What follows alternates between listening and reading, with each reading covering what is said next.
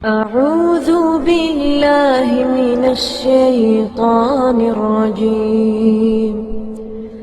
بسم الله الرحمن الرحيم.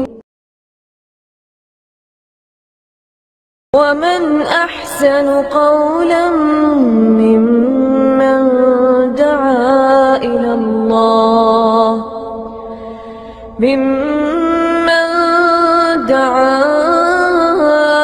الله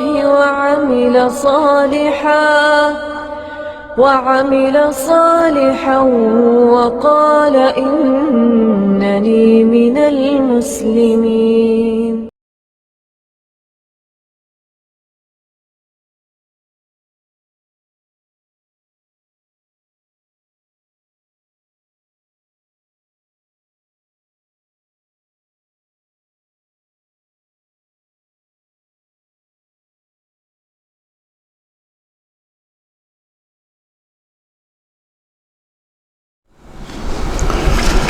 إن الحمد لله نحمده ونستعينه ونستغفره ونعوذ بالله من شرور أنفسنا ومن سيئات أعمالنا من يهده الله فلا مضل له ومن يضلل فلا هادي له وأشهد أن لا إله إلا الله وحده لا شريك له وأشهد أن محمدا عبده ورسوله.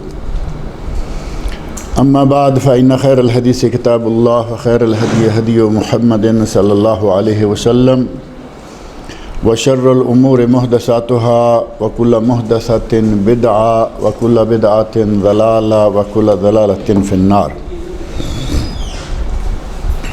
رب اشرح لي صدري ويسر لي أمري واحلل عقدة من لساني يفقهوا قولي.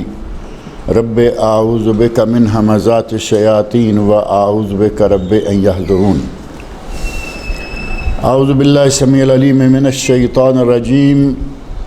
وَإِذَا قِيلَ لَهُمُ اسْجُدُوا لِلرَّحْمَنِ قَالُوا وَمَا الرَّحْمَنُ أَنَسْجُدُ لِمَا تَأْمُرُنَا وَزَادَهُمْ نُفُورًا. تبارك الذي جعل في السماء بروجا وجعل فيها سراجا وقمرا منيرا وهو الذي جعل الليل والنهار خلفة لمن أراد أن يذكر أو أراد شكورا. وعباد الرحمن الذين يمشون على الأرض هونا وإذا خاطبهم الجاهلون قالوا سلاما. گزشتہ درس میں نبی اکرم صلی اللہ علیہ وسلم کی سیرت طیبہ کے بارے میں کچھ گفتگو ہوئی تھی، اور پھر اس کے بعد اللہ رب العزت کی عظمت، اللہ رب العزت کی تخلیق، کہ اللہ نے زمین و آسمان اور جو کچھ ان کے مابین ہے اس سب کچھ کو 6 دنوں میں بنایا. اور وہ 6 دن کون کون سے تھے؟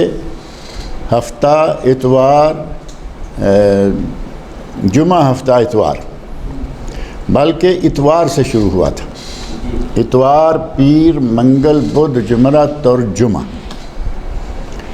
ان 6 دنوں میں اللہ رب العزت نے زمین و آسمان کو بنایا. اور سبت کا معنی ہے منقطع کر دینا، یعنی سلسلہ تخلیق مکمل کر کے اللہ رب العزت نے یہ سلسلہ منقطع کر دیا. سبت کا عربی میں معنی یہ ہے، اور سبت یوم السبت، سیٹرڈے، ہفتے کا دن. اور یہ نظریہ جو بعض لوگ کم علمی میں آ کے کہتے ہیں کہ اللہ رب العزت نے 6 دن میں زمین و آسمان بنائے اور 7ویں دن آرام فرمایا، نعوذ باللہ، یہ انتہائی جاہلانہ نظریہ ہے. کیونکہ اللہ رب العزت کو آرام کی کوئی ضرورت نہیں. ایک آدمی جب تھکتا نہیں، ایک شخص تھکتا نہیں، تو آرام کی کیا ضرورت ہے؟ اور اللہ کے نہ تھکنے کا ذکر ہم روزانہ 5 مرتبہ اپنی نماز کے آخر میں آیت الکرسی میں پڑھتے ہیں، وَلَا يَعُودُهُ حِفْظُهُمَا وَهُوَ الْعَلِيُّ الْعَظِيمُ. اور نہیں تھکاتی اللہ کو زمین و آسمان کی تدبیر اور ان کی حفاظت، یعنی زمین و آسمان اور ساری مخلوقات کی تدبیر، ان کو چلانا اور ان کی حفاظت کرنا. اللہ رب العزت کو کوئی چیز نہیں تھکاتی. جب تھکاتی نہیں تو آرام کا معنی کوئی نہ ہوا. ابھی میں نے جو آپ کے سامنے آیات پڑھی ہیں ان میں سے پہلی آیت آیت سجدہ ہے۔ پہلی آیت میں وَإِذَا قِيلَ لَهُمُ اسْجُدُوا لِلرَّحْمَنِ، جب ان سے مشرکین سے مکہ والوں سے کہا جاتا ہے کہ رحمان کو سجدہ کرو، قالوا وَمَا الرَّحْمَنُ، وہ کہتے ہیں کہ رحمان کیا ہے؟ یعنی مشرکین مکہ اللہ رب العزت کو اللہ کے نام سے پہچانتے تھے، جانتے تھے، رحمان رحیم کے ناموں کو وہ نہیں جانتے، وہ کہتے ہیں کہ صرف اللہ۔ صاف کہا قالوا وَمَا الرَّحْمَنُ، یہ رحمان کیا ہے؟ أَنَسْجُدُ لِمَا تَأْمُرُنَا، کیا تو جو ہمیں کہتا ہے کہ اس کو سجدہ کرو ہم اس کو سجدہ کرنے لگیں، تیرے پیچھے لگ جائیں؟ وَزَادَهُمْ نُفُورًا، اور ان کو نبی صلی اللہ علیہ وسلم کے وعد سے فائدہ ہونے کی بجائے ان کے دلوں میں نفرت اور بڑھی، یعنی بجائے فائدہ ہونے کے کہ وہ اس وعد سے کچھ مستفید ہوں، ان کی نفرت اور بڑھ گئی اس معاملے میں۔ اور رحمان رحیم اللہ رب العزت کے اسماء حسنہ ہیں، اور یہ بات غالباً پہلے بھی یہاں ذکر کی گئی ہے کہ رحمان اللہ کے سوا کسی اور کے لیے رکھنا جائز نہیں۔ میرا خیال ایک دن بات آ گئی تھی نا کہ ہمارے پاکستان میں بھی ایک رحمان رہے ہیں، ایک رحمان پاکستان میں رہے اور ایک رحمان عرب میں رہے۔ یہ جو مسلمہ کذاب ہے یا مسلمہ کذاب تھا جس نے جھوٹا دعویٰ کیا نبوت کا، اس نے بھی اپنے آپ کو رحمان کہلوایا، دعویٰ نبوت کا کیا اور کہلوایا رحمان، اسے کہا گیا رحمان یمامہ۔ یعنی اگر رحمان اپنے آپ کو کہلاتا بھی ہے تو جیسے اللہ رب العزت رحمان ہے پوری کائنات کے لیے، تمام آب عالم کے لیے، اس طرح وہ رحمان کہاں، وہ یمامہ کے اندر تھوڑے سے حصے میں جو بھی وہ اپنے آپ کو کہلواتا رہا، نبی کہلوایا، رحمان کہلوایا۔ اور وہ مسلمہ نام کا آدمی کذاب، یہ کذاب اور کاذب کا ترجمہ تو معروف ہے نا، کاذب ہوتا ہے جھوٹا اور کذاب ہے افعل تفضیل کا صیغہ، بہت بڑا جھوٹا۔ تو وہ مسلمہ اگر صرف کہیں تو شاید وہ پہچانا نہ جائے، جب تک کذاب کا لفظ نہ لگائیں وہ پہچانے نہیں جاتے۔ اللہ رب العزت نے اس کی دنیا میں پہچان کیا بنا دی؟ کذاب، کہ یہ بہت بڑا جھوٹا انسان۔ اس کے علاوہ کہیں رحمان نام آپ کو نہیں ملے گا۔ پاکستان والے کا نام یقیناً رحمان نہیں ہوگا، کیونکہ وہ کچھ بھی ہے وہ اس طرح کے لوگوں میں سے نہیں تھا کہ اپنے آپ کو نبی کہلوائے یا رحمان کہلوائے۔ نام عبد الرحمن ہوگا، کچھ لوگ اپنے نام میں بلانے میں بہت لوگ نام بگاڑ دیتے ہیں۔ عبد القدیر نام ہے، قدیر قدیر شروع کر دیا، عبد الرحمن نام ہے، رحمان رحمان شروع کر دیا، جبکہ رحمان اللہ کی صفت ہے، یہ غیر اللہ کے لیے جائز نہیں ہے۔ مشرکین مکہ جو ہیں وہ بھی رحمان کو نہیں مانتے تھے، رحیم کو بھی نہیں مانتے تھے۔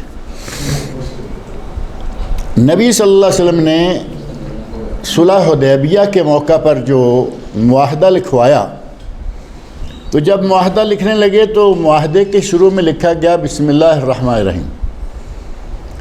تو عمر بن سہیل جو مشرکین کی طرف سے آیا ہوا تھا لیڈر بن کر، یا ان کا نمائندہ، ریپریزنٹیٹیو، مندوب، کچھ بھی کہہ لیں، اس نے کہا یہ کیا ہے، ہم تو رحمان رحیم کو جانتے نہیں، بسمک اللہم، یہ لکھو اگر لکھنا ہے تو بسمک اللہم، کیونکہ ہم اللہ کو جانتے ہیں۔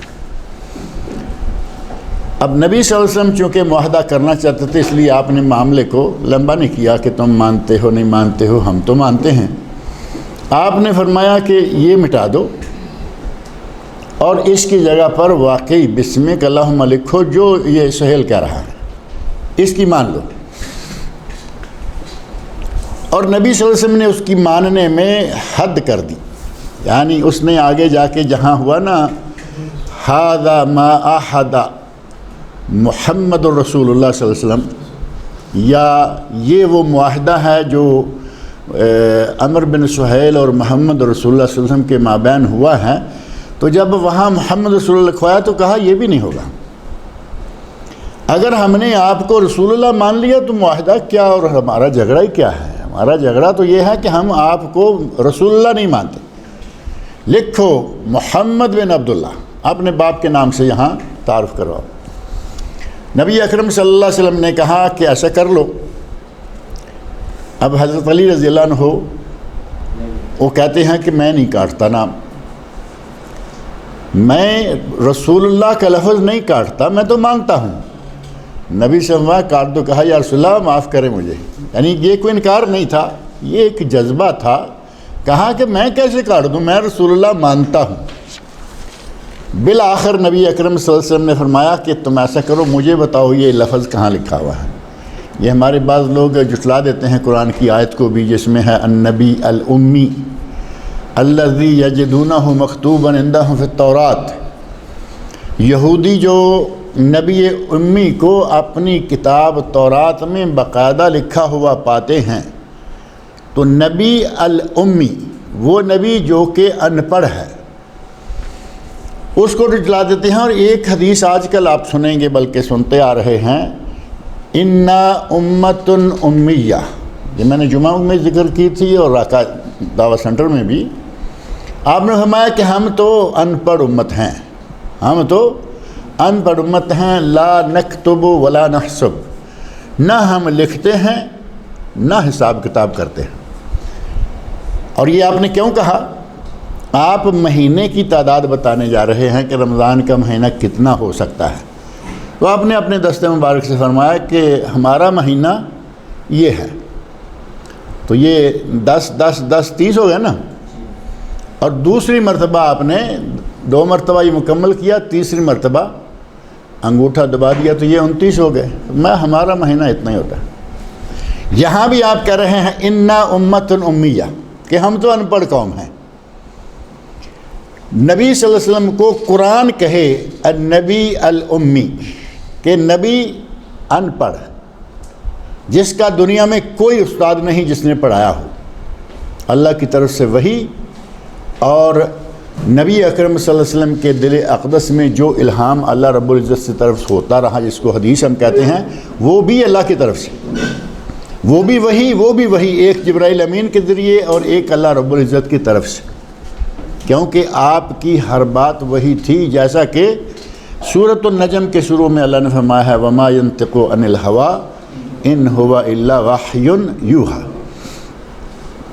میرا نبی اپنی مرضی سے نہیں بولتا، جب تک کہ میں اسے وحی نہیں کرتا وہ بات نہیں کرتا۔ تو اس کا معنی یہ ہوا کہ نبی صلی اللہ علیہ وسلم کی احادیث بھی وحی ہیں اور قرآن بھی وحی ہے، ایک وحی جبرائیل کے ذریعے، ایک وحی اللہ رب العزت کے خاص ذریعہ سے، وحی جلی اور وحی خفی، دونوں وحی ہیں۔ غرض یہ کہ نبی اکرم صلی اللہ علیہ وسلم نے فرمایا مجھے بتاؤ کہ محمد رسول اللہ یہ 2 لفظ کہاں لکھے ہوئے ہیں، 3 لفظ۔ تو انہوں نے، لکھنے والوں نے کہا کہ یہ ایسے میری 2 انگلیوں کے درمیان جو جگہ ہے نا، یہ وہ لفظ ہے۔ آپ نے قلم پکڑا اور درمیان میں لکیر لگا دی۔ اب یہ تو طے تھا نا کہ درمیان میں وہ لفظ ہے جو مٹانا ہے، اس میں پڑے ہوئے کی کوئی ضرورت ہی نہیں تھی۔ اگر آپ پڑے ہوئے ہوتے تو اس وقت یہ واقعہ پیش نہ آتا کہ آپ باقاعدہ پوچھتے کہ وہ جگہ مجھے بتاؤ جہاں یہ لفظ لکھا ہوا۔ نبی اکرم صلی اللہ علیہ وسلم کا ان پڑھ ہو کر پوری دنیا کو پڑھا دینا، یہی تو معجزہ تھا۔ ان پڑھ ہو کر پوری دنیا کو پڑھا دیا، پڑھے لکھوں کے گھٹنے ٹیک دیے، پڑھے لکھے بھی آپ کے سامنے گھٹنے ٹیک گئے، یہی تو کمال تھا۔ آپ خود پڑھے ہوئے ہوتے تو اس کا پہلا مطلب یہ ہوتا کہ وہ فلاں آدمی ان کا استاد ہے۔ استادی اور شاگردی کا اللہ رب العزت نے رشتہ پیدا نہیں ہونے دیا، کہ اگر کوئی استادی شاگردی کا رشتہ پیدا ہو گیا تو کل کو کوئی کہے گا کہ یہ وہی جو کہہ رہا ہے تو میں نے سکھایا اس کو۔ ایک آدمی کو صرف آپ نے تھوڑے عرصے کے لیے لکھنے کے لیے لگا دیا، اس نے کہا میں جو رات کو لکھتا ہوں، میں جو رات کو بتاتا ہوں، یہ صبح لوگوں کو بتا کہہ دیتا ہے کہ میں مرتد ہو گیا، شام بھاگ گیا، مر گیا، دفن کرتے ہیں، زمین قبول نہیں کرتے۔ انہوں نے سمجھا کہ شاید یہ مسلمانوں کی کارستانی ہے، یہ اسلام چھوڑ کے یہاں آیا ہے، تو شاید وہ اس کو اکھاڑ کے باہر پھینک دیتے ہیں۔ دوسرے دن پھر دفن کیا، پھر باہر، تیسرے دن پھر دفن کیا، پھر باہر۔ اب وہ عیسائی سمجھ گئے کہ نہیں، یہ کسی کا کام نہیں ہے، اس نے کچھ ایسا کیا ہے کہ یہ اب زمین میں دفن نہیں رہ سکتا، چھوڑو اس کو، جو بھی کوے چیلیں کھا جائیں گی، بات ختم۔ جس نے نبی اکرم صلی اللہ علیہ وسلم پر اس قسم کا الزام لگایا، اللہ رب العزت نے زمین کو حکم دیا کہ اسے تمہارے پیٹ میں جگہ نہیں ملنی چاہیے، اور نہیں ملی۔ استاد کا کھاتا دنیا میں بننے نہیں دیا، بلکہ استادی کا یہ جو شرف ہے نبی صلی اللہ علیہ وسلم کے لیے دنیا میں کسی کے پاس نہیں ہے۔ آپ کو ڈائریکٹ اللہ رب العزت کی طرف سے تعلیمات ملتی رہیں، تو آپ نے فرمایا کہ جگہ بتاؤ، مٹا دیا، جگہ بتائی، وہ نام مٹا دیا۔ تو گویا کہ الرحمن اور الرحیم کو مشرکین مکہ نہیں مانتے تھے، اور رسول اللہ اس کو بھی مشرکین مکہ نہیں مانتے تھے۔ یہ دونوں باتیں انہوں نے ختم کروا دی باقاعدہ معاہدہ سے۔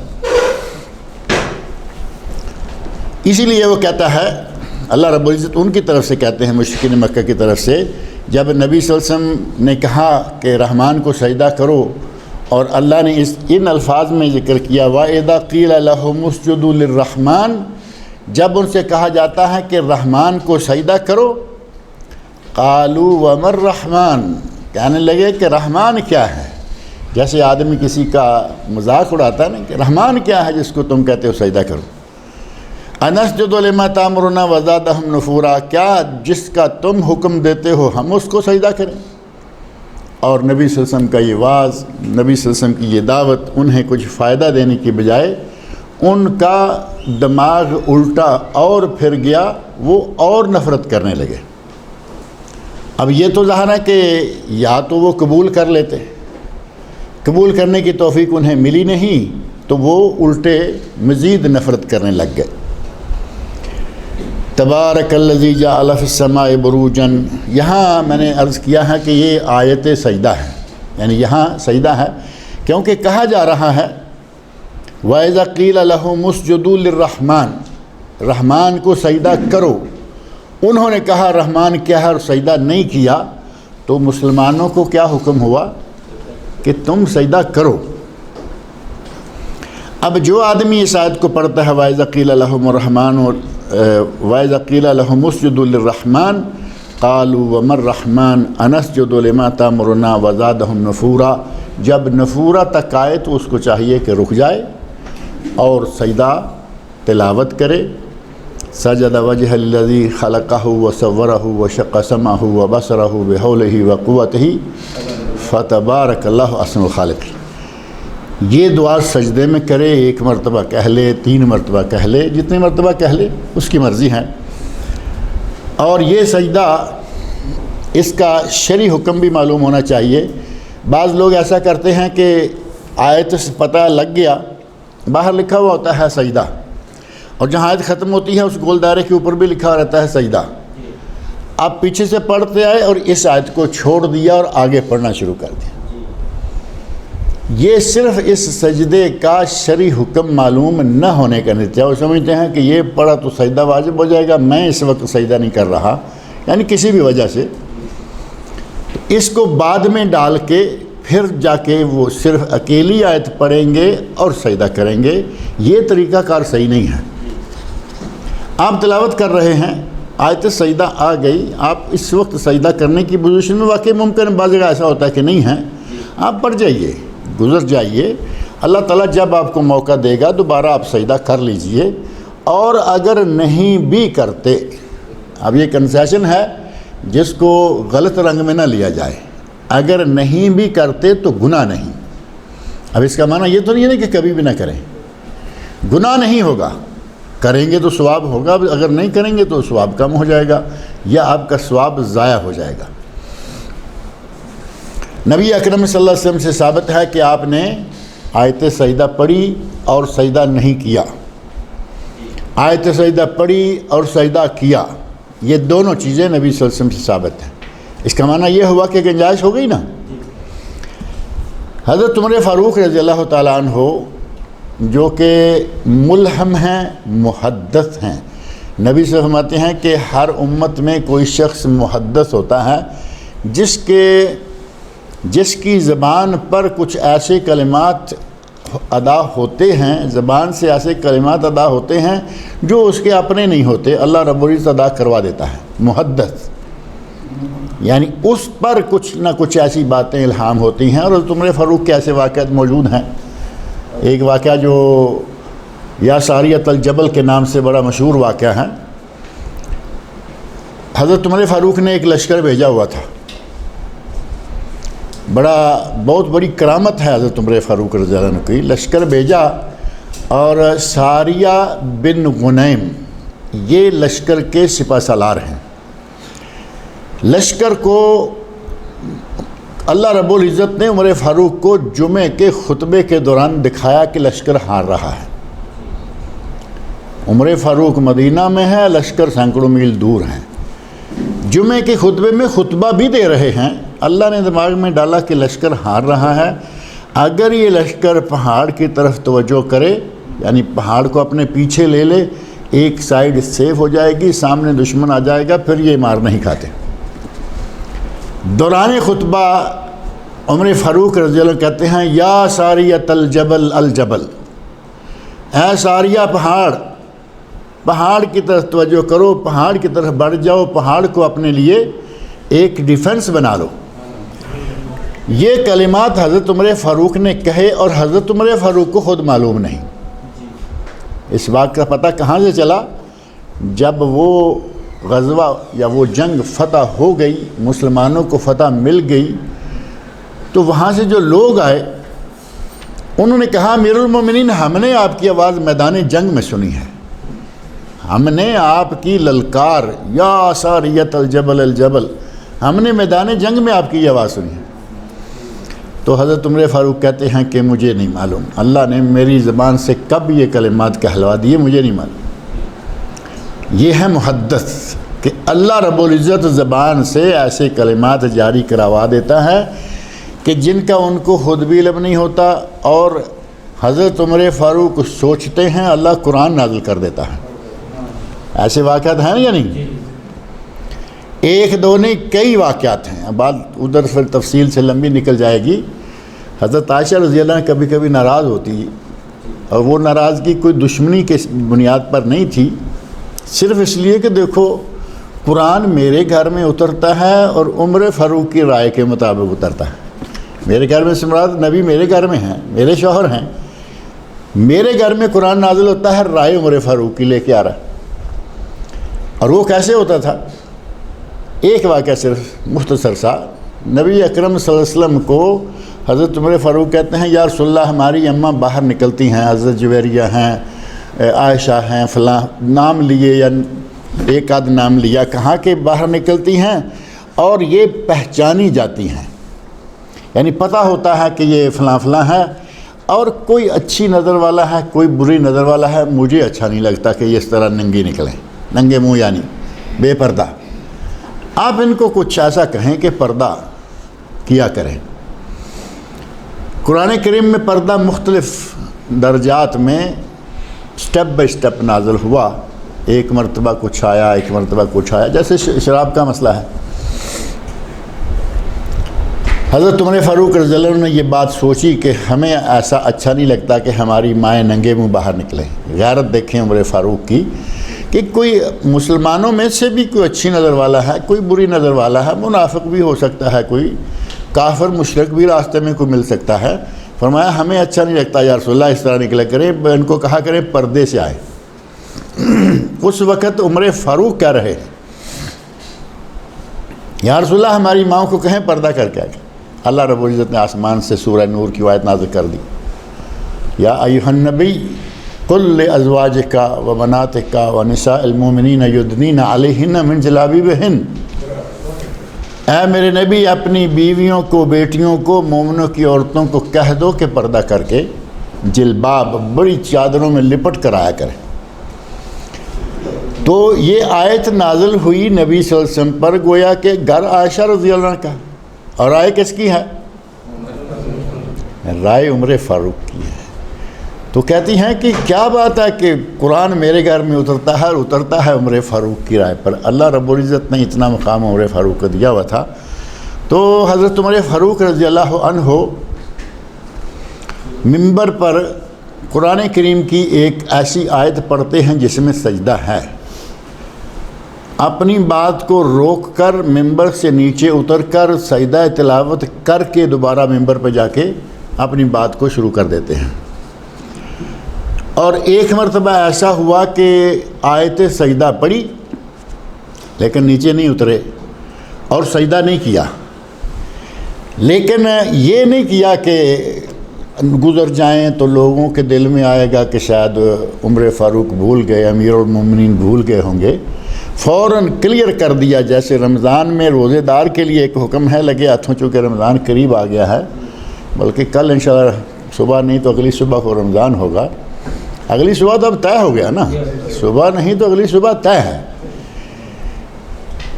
اسی طرح یہاں عمر فاروق کرتے ہیں کہ لوگوں کے ذہن میں یہ نہ رہے کہ عمر فاروق بھول گئے، کہتے ہیں کہ ہمیں معلوم ہے کہ ہم نے آیت سجدہ پڑھی ہے، ہمیں معلوم ہے، لیکن ہم کبھی سجدہ کر لیتے ہیں اور کبھی نہیں بھی کرتے، یعنی وہی معاملہ جو نبی اکرم صلی اللہ علیہ وسلم کی سنت سے سیکھا کہ کبھی کر لیا کبھی نہیں کیا، وہی معاملہ وہاں کلیئر کر دیا کہ ہم بھولے نہیں کہ آیت سجدہ پڑھ کے نکلے ہیں، بلکہ کبھی سجدہ کر لیتے ہیں کبھی ہم سجدہ نہیں بھی کرتے۔ رمضان کے حوالے سے جو میں بات کر رہا ہوں نا کہ کلیئر کر دیا جائے، وہ مشہور حدیث ہے جو رمضان المبارک کے روزے کے تربیتی پہلو کے بارے میں بات کرتی ہے۔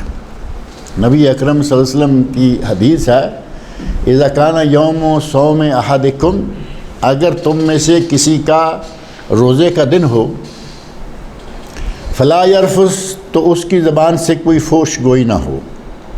رفث کا معنی اصل میں کسی غیر عورت سے فحش گوئی نہیں ہوتا، ہر قسم کی فحش گوئی۔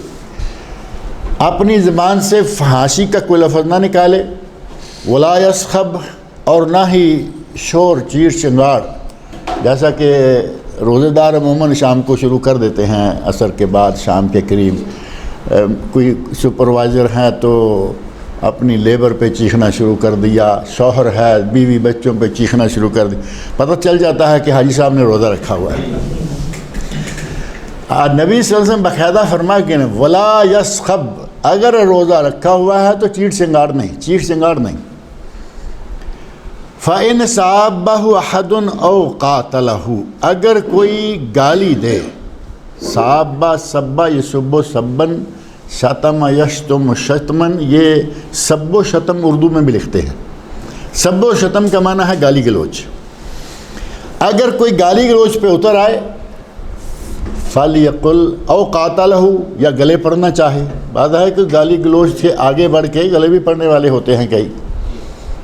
اگر کوئی گالی گلوچ کرے یا گلے پڑنے کو آئے، فَلْيَقُلْ إِنِّي صَائِمٌ، اور دوسری روایت میں فَلْيَقُلْ إِنِّي امْرُؤٌ صَائِمٌ، اسے بتا دے کہ بھائی میں روزے سے ہوں، جیسے عمر فاروق نے بتا دیا نا ممبر پر کہ ہمیں معلوم ہے کہ ہم نے آیت سجدہ پڑھی ہے، بھولے نہیں، جان بوجھ کے سجدہ نہیں ہم کر رہے۔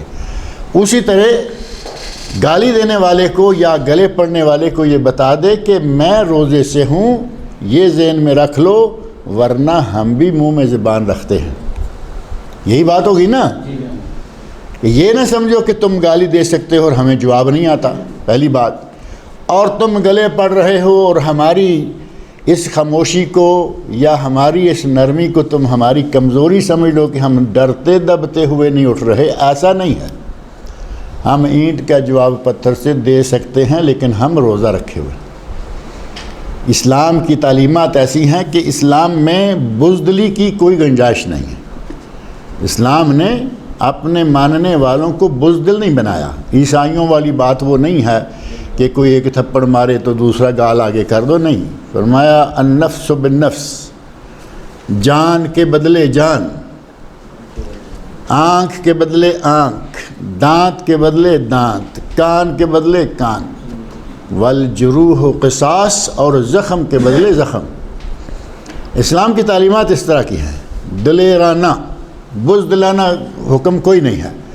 یہاں بزدلی کو نکالنے اور دلیری کا مظاہرہ کرنے اور نبی صلی اللہ علیہ وسلم کی بات کو اپنے سامنے رکھنے کا حکم دیا کہ تم اسے بتا دو کہ میں تمہاری گالی گلوچ کا جواب دے سکتا ہوں، جو تم آگے بڑھ کے گلے پڑنے کی کوشش کر رہے ہو میں تمہیں روک سکتا ہوں، 5 کلو کا تھپڑ آئے گا تمہیں ہوش آ جائے گی، لیکن ایسا کچھ بھی نہ کرو، صرف اسے کہہ دو ان امرؤ صائم، بھائی میں روزے سے ہوں، میں تمہاری گالی گلوچ کا، تمہاری ان باتوں کا، تمہارے گلے پڑنے کا کوئی جواب نہیں دوں گا۔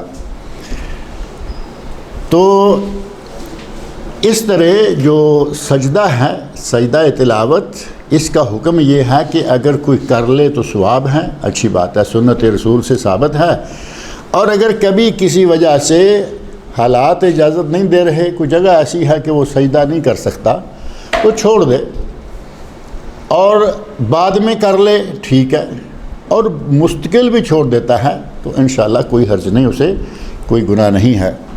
تبارک الذی جعل فی السماء بروجا وجعل فیہا سراجا وقمرا منیرا، بہت ہی برکتوں والی ہے وہ ذات جس نے آسمان میں برج بنائے اور آسمان میں آفتاب اور ماہتاب، سورج اور چاند، سراج سورج کو کہا گیا، اور قمر منیرا روشن چاند، یہ ماہتاب ہے، آفتاب اور ماہتاب دونوں، اور بڑے بڑے برج، بڑے بڑے سیارے ستارے اللہ رب العزت نے آسمان میں بنائے۔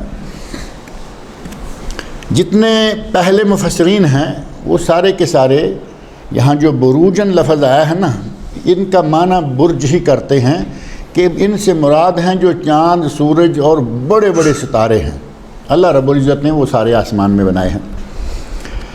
اور بعد والے مفسرین اب جب سلسلہ سائنس کا بڑھنے لگا تو پھر انہوں نے بروج کو کچھ اور معنی میں لینا شروع کر دیا، جو میرا خیال ہے کہ آپ کے علم میں ہوگا، کہتے ہیں کہ آپ کا برج کیا کہہ رہا ہے، آپ کس برج سے تعلق رکھتے ہیں، ہے نا۔ ہمارے یہاں ایک عجیب سا وہ علم شروع کر دیا لوگوں نے، باقاعدہ پروگراموں میں کہیں عورت بیٹھی ہوئی اسپیشلسٹ بن کے کہ وہی سٹار جو ہے نا، تم کس سٹار سے تعلق رکھتے ہو، تمہارا برج کیا ہے، اور وہ بتاتا ہے کہ میرا برج ہے فلاں، تو کہا کہ اس برج سے تعلق رکھنے والے لوگوں کی طبیعت ایسی ہوتی ہے، ویسی ہوتی ہے، خرافات کا پلندہ سارا۔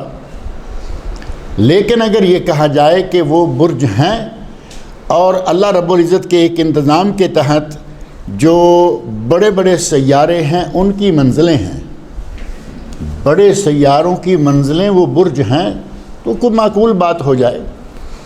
بڑے بڑے سیارے جو ہیں، کہا گیا کہ ان کے نام ہیں مریخ، یہ تو ظاہر ہے کہ معلوم چیزیں ہیں، زہرہ ہے، عطارد ہے، قمر ہے، شمس ہے، مشتری ہے اور زحل ہے۔ یہ تو بڑے بڑے سیارے جو ہیں، یہ معروف بات ہے کہ یہ موجود ہیں۔ اب جو انہوں نے بنا رکھے ہیں نا برج 12 برج 12 مہینے، اور پھر 12 ہی طبیعتوں میں انسانوں کو بانٹ رکھا ہے انہوں نے، وہ بانٹ تانٹ قطعاً غیر شرعی ہے، اور وہ علم غیب کے دعوے کرنے والی بات ہے، جیسے یہ کاہن لوگ کرتے ہیں کہ تمہاری قسمت پہ یہ ہے اور وہ ہے، تمہاری قسمت طوطا نکال کے لے آتا ہے۔ اب طوطے والے کو دیکھو بیٹھا ہوا کہاں ہے، کہیں کسی اچھی دکان میں بیٹھا ہوا نہیں ملے گا کہ بھائی اس نے طوطا رکھا ہوا ہے اچھی دکان میں، کہاں بیٹھا ہوگا؟ فٹ پاتھ پہ بیٹھ کے لوگوں کی قسمتیں بتاتا ہے، اپنی کبھی نہیں پوچھتا کہ تمہیں ساری دنیا کے جوتوں کی دھول چاٹنی پڑ رہی ہے، کبھی اپنی پوچھ لو اس سے قسمت۔ لوگوں کو ڈاکہ ڈالنے کے لیے کیا کیا لوگوں نے طریقے بنا رکھے۔ جو 12 برج مشہور کیے ہوئے ہیں، حمل، ثور، جوزا، سرطان، اسد، سنبلہ، میزان، عقرب، قوس، جدی، دلو اور حوت۔ اب کوئی کہتا ہے جی میں ثور سے تعلق رکھتا ہوں، اور ثور کا معنی تو معروف ہے، سب کے معنی کریں گے تو چونکہ ہمیں ان سے کوئی غرض نہیں ہے۔ ویسے ثور بیل کو کہتے ہیں، بقرہ گائے اور ثور بیل۔ اب ایک کا سٹار اگر ثور ہے اور وہ بیل ہے تو کیا کہیں گے؟ کبھی کبھی ایسا اتفاق ہو جاتا ہے، اب میں بات کو ختم کرتے ہوئے ذکر کر دیتا ہوں ثور کے حوالے سے۔ محدثین میں سے یا فقہا میں سے کہیں، فقہا میں سے ایک امام ثور ہیں، ایک ہے امام ثوری، ابو سفیان ثوری، یہ وہ نہیں ہے، ایک امام ثور، ابو ثور، ایک امام ابو ثور، ان کا نام ثور ہی ہے۔ کسی مسئلے میں ان سے کوئی بات، جیسے کہ فقہا سے ہوتا ہے، کوئی بات ایسی نکل گئی تو ایک ہی وقت کے اور تقریباً ایک ہی لیول کے لوگ ہوں تو ان میں ذرا احترام کم ہو جاتا ہے، کیونکہ ایک جیسے ہیں بھئی، گپ شپ بھی ہوتی ہے، لکھنے پڑھنے میں بھی ایک دوسرے کے خلاف لکھ جاتے ہیں، تو وہ زمانہ معاصرت جس کو کہتے ہیں، ایک زمانہ ہے ان کا، مسئلے میں غلطی ہوئی اور کچھ لکھ گئے، دوسری جگہ بات ہوئی، دوسرے امام کے ساتھ کسی نے بات کی تو کہا کہ انہوں نے، ابو ثور نے تو یہ لکھا ہے، تو انہوں نے دو لفظ کہے، انہو کا اسمہ ہی، انہو کا اسمہ ہی، وہ اپنے نام کی طرح ہی ہے، یعنی وہ بیل ہی ہے، انہو کا اسمہ ہی کہ اس کا نام بیل ہے تو وہ بیل کی طرح ہی ہے، کچھ بھی لکھ دیا ہے اس نے۔ تو یہ جو قسمتیں بتانے والے ہیں نا، اللہ تعالیٰ ان کو ہدایت دے اور ان کو راہ مستقیم عطا کرے، یہ ساری ایسے گھڑ تڑ کے ادھر ادھر کی باتیں مار کے لوگوں کو بلا وجہ پریشان کرتے رہتے ہیں، اور پریشان کرنے کے ساتھ ساتھ لوگوں کی جیبیں بھی کاٹتے ہیں، پیسے اکٹھے کرتے ہیں، اور پھر اللہ رب العزت مجھے اور آپ سب لوگوں کو قرآن کریم پڑھنے، سننے، سمجھنے اور اس کے احکام پر عمل کرنے کی توفیق عطا فرمائے۔ آگے ایک آیت چھوڑ کر اس کے بعد آیت شروع ہونے والی ہے، عباد الرحمن کون ہیں، اللہ کے بندے کون ہیں اور ان میں کیا کیا صفات ہونی چاہیے۔ تو یہاں اللہ رب العزت نے 11 صفات ذکر کی ہیں اللہ کے بندوں کی، اور سورۃ المومنون 18واں سپارہ جہاں سے شروع ہوتا ہے، قد افلح المومنون الذین هم فی صلاتہم خاشعون، آگے چلتے چلتے 7 صفات اللہ نے وہاں ذکر کی ہیں، 11 اور 7 18 صفات کا ذکر کسی درس میں انشاءاللہ آئندہ کرتے ہیں جب اللہ توفیق دے گا۔ تو جن میں یہ 18 صفات آ جائیں وہ سمجھیں کہ قد افلح المومنون، وہ فلاح پا گئے، کامیاب ہو گئے، اور وہ عباد الرحمن ہیں، وہ اللہ کے بندے ہیں۔ اللہ کا بندہ تو میں، آپ سب کہتے ہیں نا میں اللہ کا بندہ، اللہ نے اپنے بندوں کی جو صفات بیائی ہیں اگر وہ پائی جائیں گی تو اللہ کے بندے ہیں، ورنہ پھر نہیں ہیں۔ قد افلح المومنون 18واں سپارہ پہلی آیت سے لے کر آگے مسلسل وہ چلتی ہے، اور اس کی یہ آگے عباد الرحمن، اگلی ایک آیت چھوڑ کے اسے آگے شروع ہوتا ہے عباد الرحمن سے لے کے آخر سورت تک۔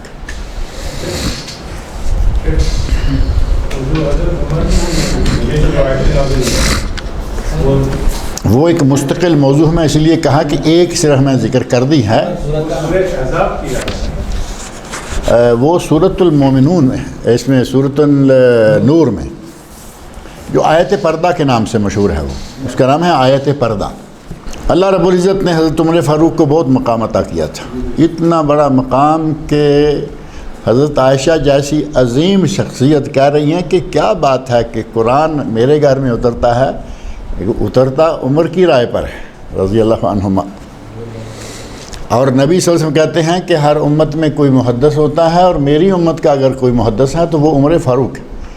ایک دوسرا کہا یحییٰ ابن خطاب، مشہور واقعہ ہے، کیا بات ہے عمر فاروق تمہاری، تم جس راستے سے آ رہے ہو کبھی سامنے اس راستے میں شیطان آ رہا ہو تو تمہیں دیکھ کے وہ بھاگ جاتا ہے۔ آپ اندازہ کرو کہ کتنا مقام، کتنی عظمت، کتنا جلال ہے کہ انسان تو انسان، شیطان بھی دیکھ کے بھاگ جاتا ہے۔ وہ بھی روایت ہے نا کہ میرے بعد نبی، ہاں جی، وہ بھی مشہور حدیث ہے، لو کان بعدی نبیا لکان عمر، اگر میرے بعد کوئی نبی ہونا ہوتا تو وہ عمر فاروق ہوتا، بالکل۔ اور ایک شیعہ نے بڑ ماری تھی، شاید وہ بھی آپ نے لطیفہ سنا ہوگا، شیعہ نے ایسے، شیعہ سنی عالم دونوں ہی، تو حرم میں ہیں، اور حرم میں ایک باب کا نام ہے باب عمر، باب عمر جیسے باب ابو بکر، باب ملک فہد، باب ملک عبدالعزیز، اور ابھی بن گیا باب ملک عبداللہ، ایک باب کا نام ہے باب عمر۔ تو شیعہ جو ہے نا اپنے ساتھ ہو عالم سنی کو، ظاہر ہے کہ بڑے لوگ آپس میں ملتے تو ہیں، اس میں کوئی ایسا مسئلہ نہیں ہے، کبھی کبھی بڑی بڑی میٹنگیں ہوتی ہیں، ان میں شیعہ بھی ہیں، سنی بھی ہیں، اور بریلوی سنی ہیں، وہابی سنی ہیں، وہ سارے اکٹھے ہوتے ہیں کبھی کبھی۔ تو اپنی وہ بڑ مارتے ہوئے کہتا ہے کہ معلوم ہے میں جتنی مرتبہ بھی حرم گیا ہوں، میں آج تک باب عمر سے کبھی داخل نہیں ہوا۔ یہ تو اپنی نفرت بتا رہا ہے۔ اور سنی عالم نے بہترین جواب دیا، کہا تیرے قربان جائیں یا عمر، تو زندہ تھا شیطان تب بھی تم سے ڈرتا تھا، تم مر چکے ہو شیطان اب بھی تم سے ڈرتا ہے۔ زبردست جواب دے کے منہ توڑ دیا آدمی کا کہ تو زندہ تھا تو شیطان ڈرتا تھا، تو مر چکا ہے شیطان پھر بھی ڈرتا کہ تمہارے دروازے کے قریب تک نہیں آتا۔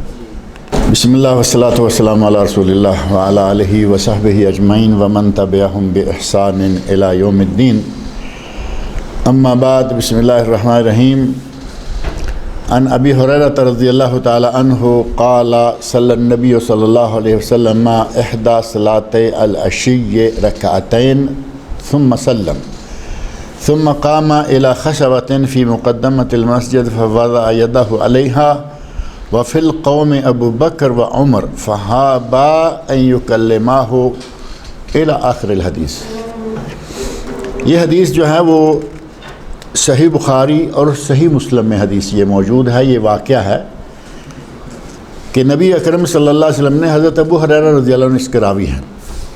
حضرت ابو ہریرہ کہتے ہیں کہ نبی اکرم صلی اللہ علیہ وسلم نے ایک مرتبہ ایک نماز پڑھائی، صلاتِ العشی، ظہر تھی یا عصر تھی، ان دونوں نمازوں میں سے کوئی ایک تھی، یعنی دونوں میں سے احدی صلاتِ العشی، ان دو نمازوں میں سے ایک نماز پڑھائی، رکعتین، 2 رکعتیں، ثم سلم، 2 رکعتیں پڑھائیں اور ساتھ ہی سلام پھیر دیا۔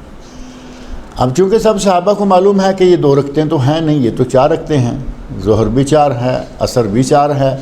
نبی صلی اللہ علیہ وسلم نے 2 رکعتیں پڑھی، سلام پھیر دیا، کسی کو لقمہ دینے کی بھی جرت نہیں ہوئی، لقمہ نہیں دیا، کیونکہ ان کے علم میں ہے کہ آپ نبی ہیں اور ہو سکتا ہے کہ نماز 2 رکعتیں رہ گئی ہو، دوران نماز جبرائیل امین آئے ہوں اور آ کے 2 رکعتیں پڑھنے کا حکم دیا ہوگا، تو ہم کیوں خواہ لقمہ دیں۔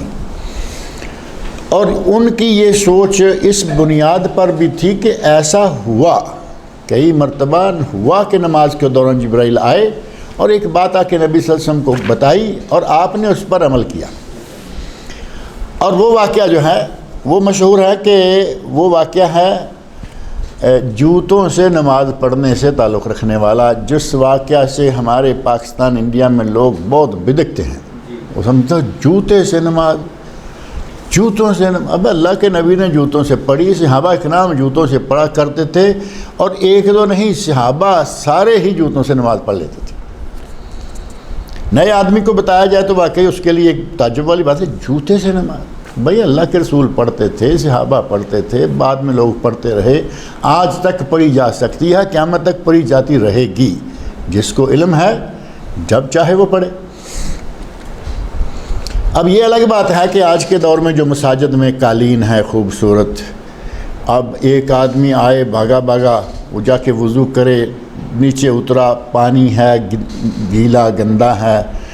آپ نے یہ خاص طور پر جو راستے کی مسجدیں ہیں، یہ جو استراحے پر ہوتی ہیں لمبی سڑکوں پر، تو ان میں دیکھا کہ کبھی پیچھے باتھ روم ہے، آگے وضو والی جگہ ہے، اکٹھی ایک ہی جگہ پر۔ باتھ روم گندا ہے، وہاں سے لوگ نکل رہے ہیں، ادھر وضو کرتے ہیں، ادھر درمیان والی جو جگہ ہے نا، وہ گندے پانی سے یا گندے کیچڑ سے بھری رہتی ہے۔ اب وہاں سے گزر کر ایک آدمی آئے اور سیدھا آ کے مسجد میں قالین پہ کھڑا ہو جائے تو ظاہر ہے کہ کسی کو بھی اچھا نہیں لگے گا، چاہے اس کے مسئلہ علم میں ہے یا نہیں ہے، کیونکہ صفائی طہارت اس کی تو اسلام حکم دیتا ہے، اس کا تو اسلام نے حکم دیا ہے۔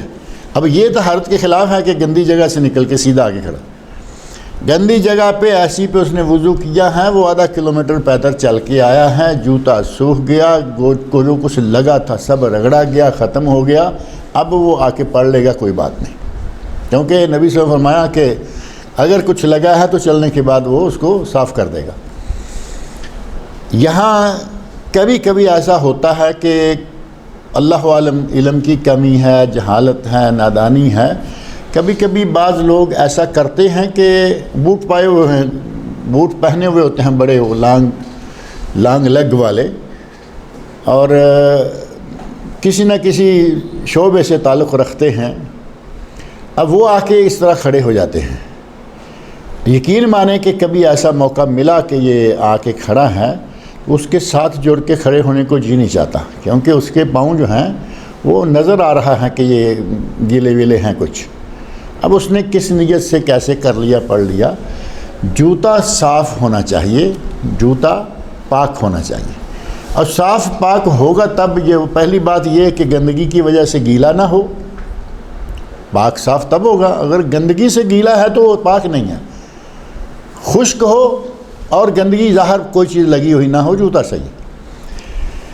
نبی اکرم صلی اللہ علیہ وسلم نماز پڑھ رہے ہیں، جبرائیل امین آئے اور کہا یا رسول اللہ آپ کے جوتے کو گندگی لگی ہوئی ہے۔ راستے میں سے کہیں کوئی چیز لگ گئی اور آپ اسی طرح نماز پڑھنے لگ گئے۔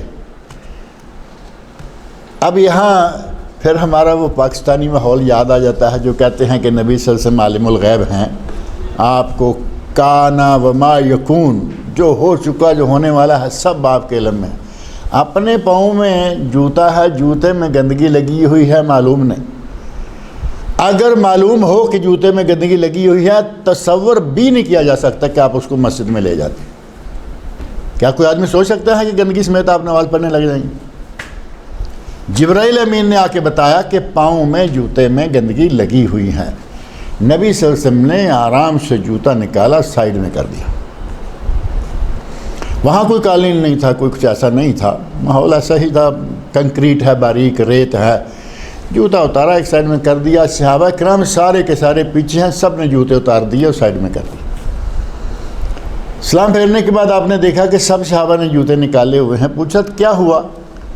کہتے ہیں یا رسول اللہ آپ نے نکالے، ہم نے بھی نکال دی۔ بات ختم۔ سنت پہ عمل کرنا ہو تو اس طرح، آپ نے جوتا نکالا، ہم نے نکال دیا۔ آپ نے کیوں نکالا ہمیں وجہ معلوم نہیں، لیکن نکال دیا تو ہم نے نکال دیا۔ اب اس واقعہ میں آپ نے پھر بتایا کہ مجھے جبرائیل امین نے آ کے بتایا تھا کہ جوتے میں گندگی لگی، میں نے تو تب نکالا تھا۔ اب صحابہ کو یہ واقعہ معلوم ہے، ان کے دل و دماغ میں یہ بات ہے۔ اب وہ 2 رکعت پہ لقمہ نہیں دے رہے کہ شاید ہو سکتا ہے جبرائیل نے آ کے 2 رکعتیں کم کر دی ہوں، وہی آ گئی ہو۔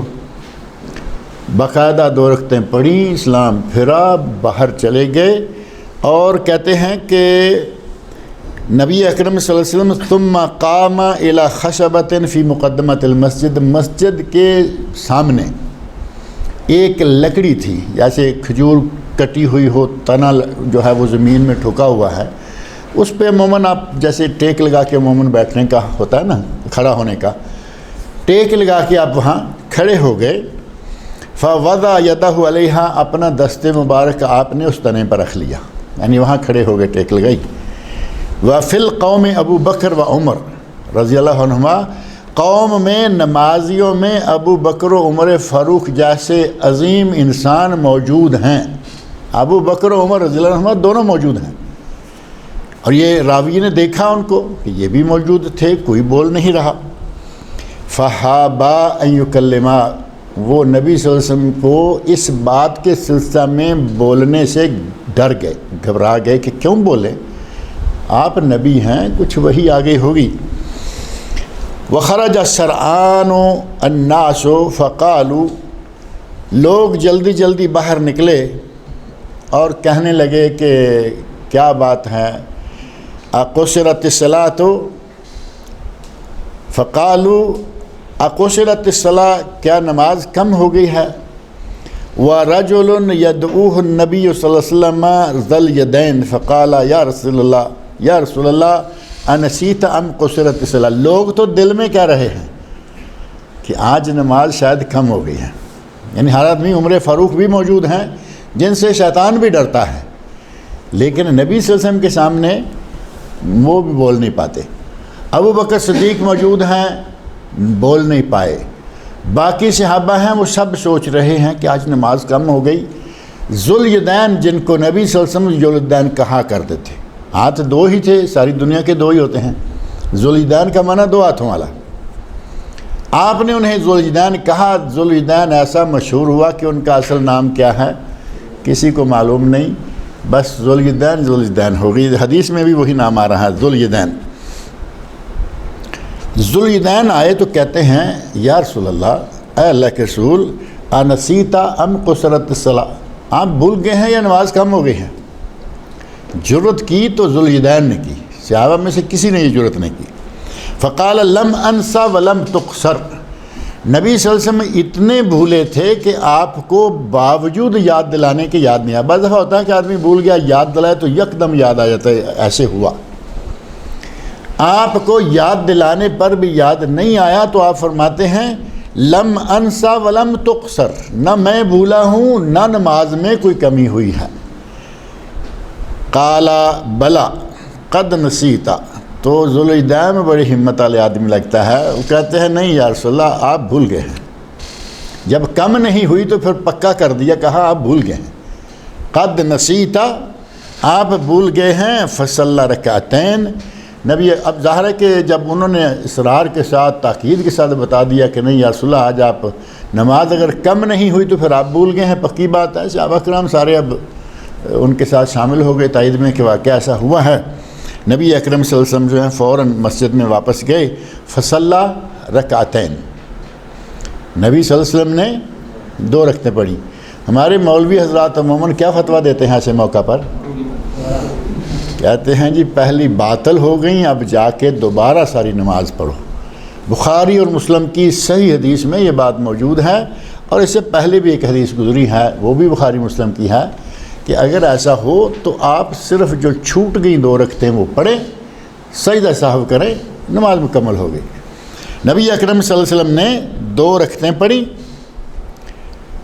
ثم سلم، پھر آپ نے سلام پھیرا۔ ثم کبر فسجد مثل سجودہ اطول، پھر آپ نے سجدہ کیا جتنا کہ سجدہ عام آپ کرتے ہیں یا اس سے تھوڑا زیادہ کیا۔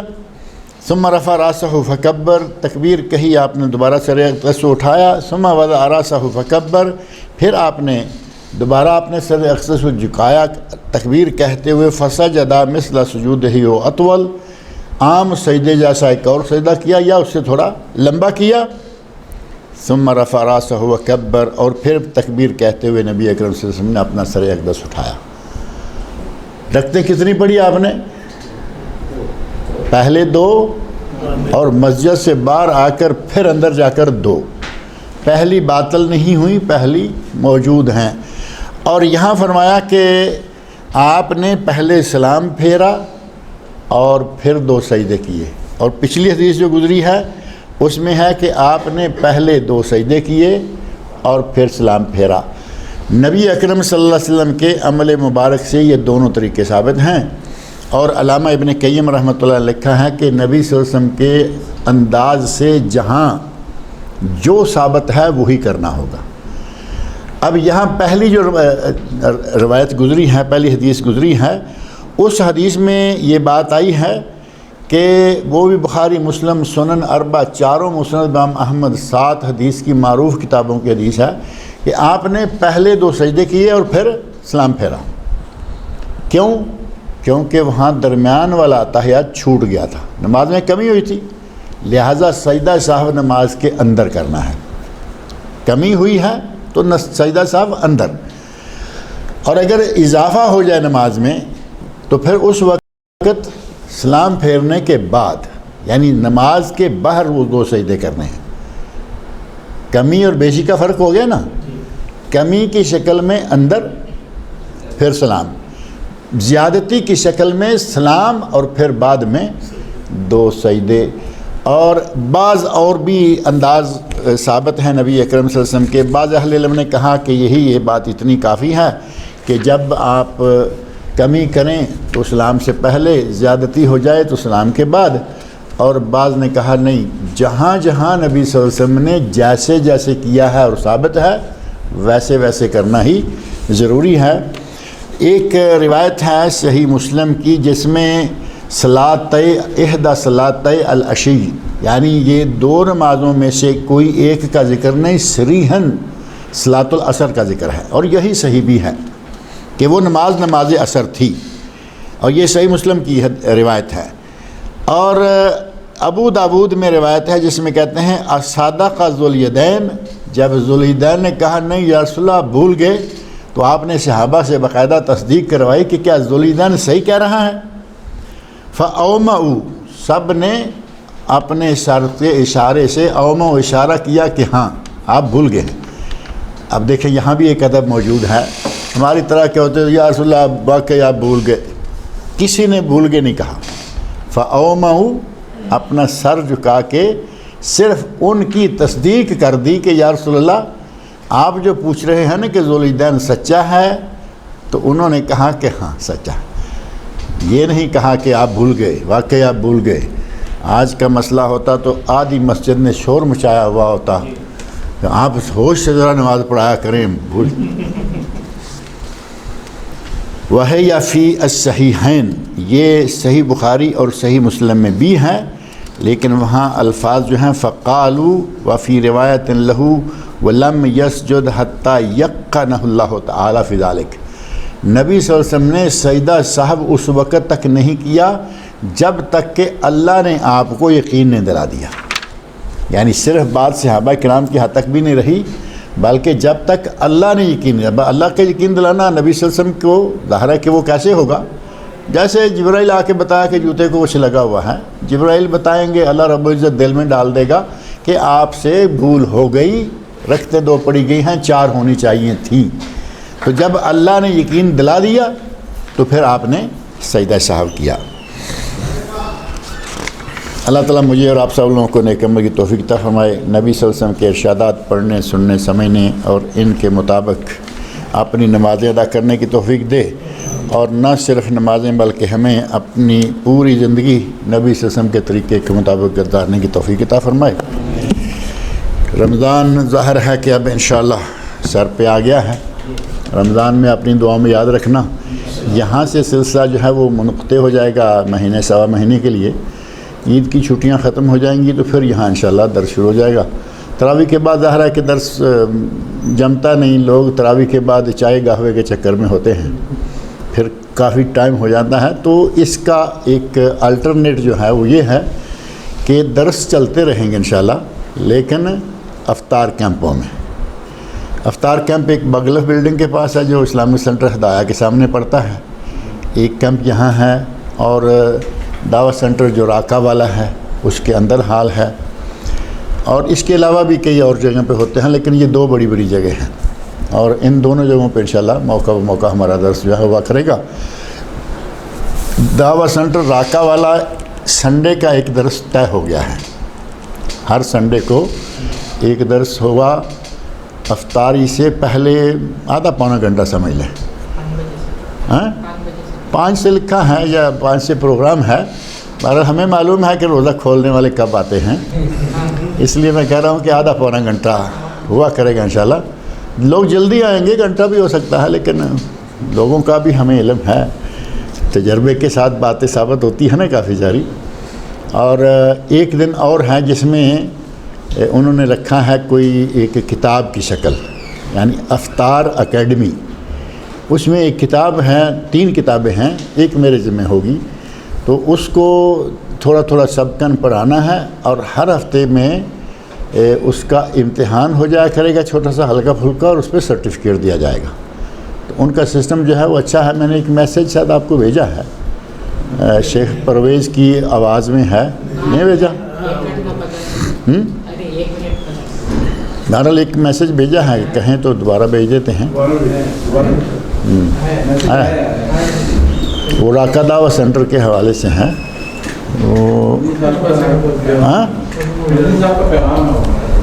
وہی ان کا جو شیخ ہے نا ان کا میسیج ہے،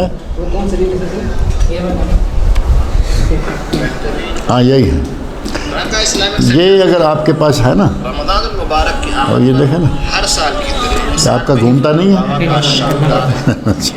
کرنا پڑتا ہے،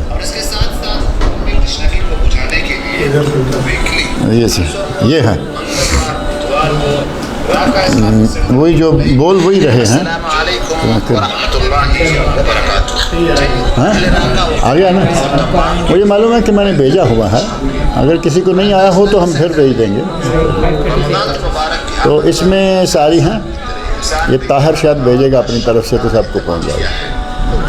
اور اس کے ساتھ ساتھ علمی تشنگی کو بجھانے کے لیے ویکلی ہر سوموار، منگلوار، بدھوار کو راکا اسلامک سینٹر کی نئی بلڈنگ میں جو بانڈا کے پیچھے یہ سوموار، منگلوار اور بدھوار یہ ہوگا افطار اکیڈمک پروگرام، اور اتوار کو جنرل درس ہوا کرے گا۔ اس مبارک مہینے کوئی سوال کرنا ہو تو آپ کی مرضی، ٹائم جو ہے وہ جیسا کیسا ہے وہ سامنے ہے آپ کے۔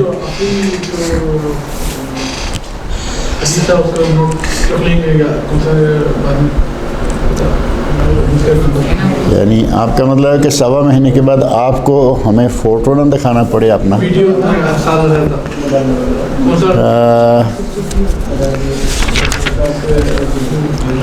آج ہم نے جو آخری حدیث پڑھی ہے یہ ہے حدیث نمبر 263 اور باب سجود السہو وغیرہ، یعنی سجدہ سہو سے متعلقہ باب اور بیان ہے، اور حدیث ہے 263۔ انشاءاللہ 264 جو ہے یہ آئندہ درس میں شروع ہوگی انشاءاللہ۔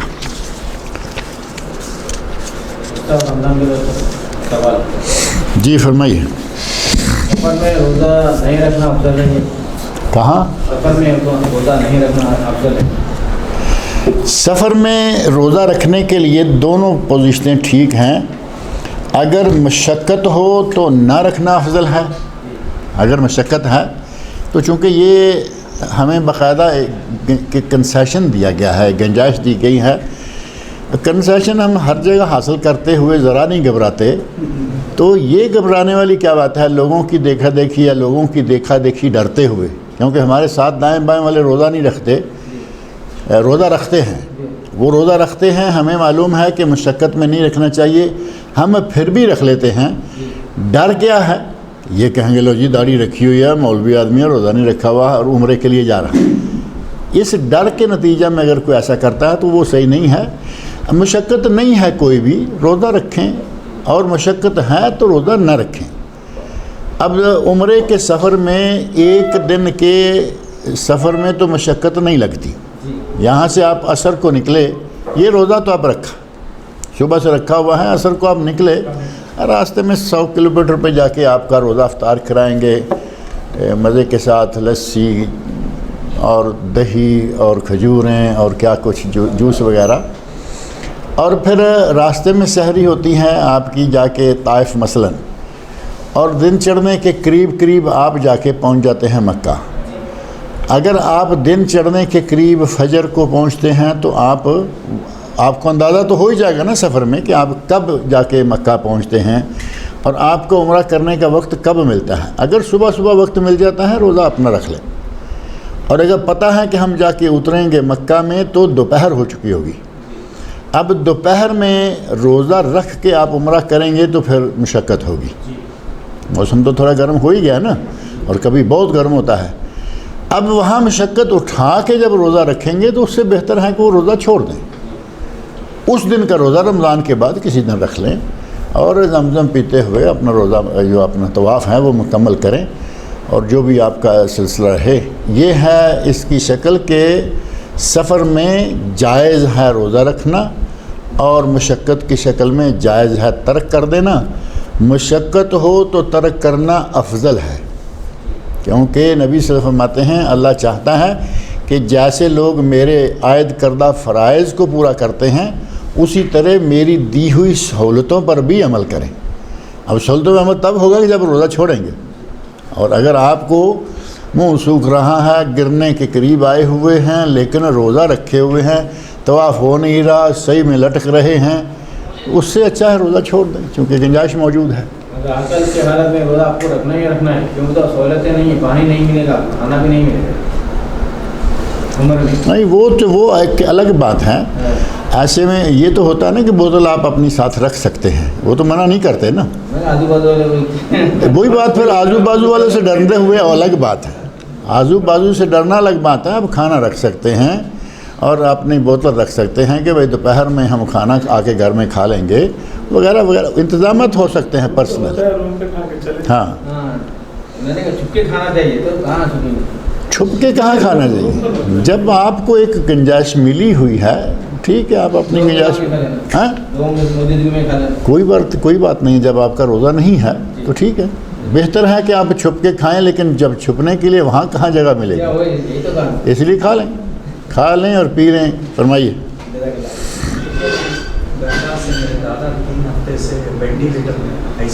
کون دادا؟ اللہ تعالیٰ سے دعا کریں کہ اللہ ان کے دادا کو شفائے کاملہ عاجلہ عطا فرمائے, تندرست و توانا کر کے وینٹیلیٹر سے ہٹا کر ان کے گھر پہنچائیں. اللہ رب العزت انہیں شفائے کاملہ عاجلہ سنائے.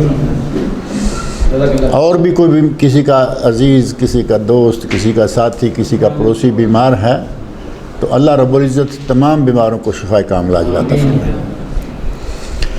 چلیے رمضان میں اپنی دعا میں یاد رکھیے اور ملاقات کی کوشش کیجئے کسی نہ کسی مرکز میں. ایسا بھی کیا ہے,